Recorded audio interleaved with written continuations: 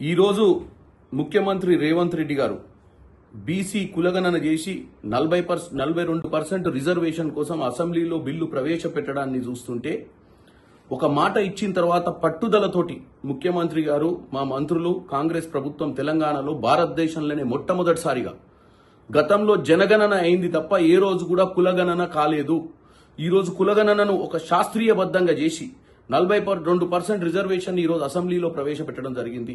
నేను ఒక్కటే కోరుకుంటున్నాను, ఈ డబుల్ ఇంజన్ సర్కార్ అని చెప్తూ భారతదేశ వ్యాప్తంగా కూడా డెవలప్మెంట్ గురించి డబుల్ ఇంజన్ సర్కార్ వస్తేనే బాగుపడుతుందని చెప్పడం జరిగింది.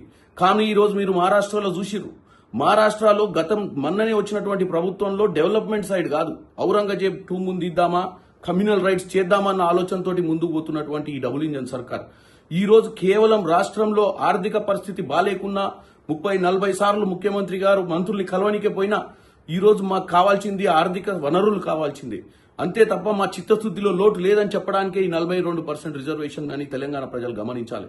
పక్క రాష్ట్రంలో కూడా పథకాలు నెరవేర్చలేక పథకాలపై చేతులు ఎత్తేసి ఇలాంటి కమ్యూనల్ రైట్స్ తీసుకొస్తారు. కానీ తెలంగాణలో పట్టుదలతోటి 42% రిజర్వేషన్ సాధించుకునే దిశగా అసెంబ్లీలో ఆమోదం చేసి రేపు పార్లమెంటుకు పోవాల్సిన అవసరం ఉంది. పార్లమెంట్లో పీఎం గారు అపాయింట్మెంట్, ప్రైమ్ మినిస్టర్ గారు అపాయింట్మెంట్ మన 8 మంది బీజేపీ ఎంపీలు ఇవ్వాల్సిన అవసరం ఉంది.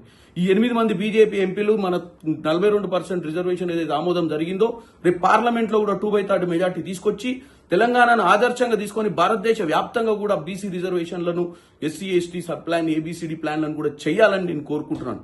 ఇదే కాంగ్రెస్ పార్టీ నడుస్తున్నటువంటి రాష్ట్రాలలో కాంగ్రెస్ పార్టీ పాలన, కాంగ్రెస్ పార్టీకి పేద బడుగు వర్గాల మీద ఉన్నటువంటి చిత్తశుద్ధి అని తెలియజేస్తున్నాను.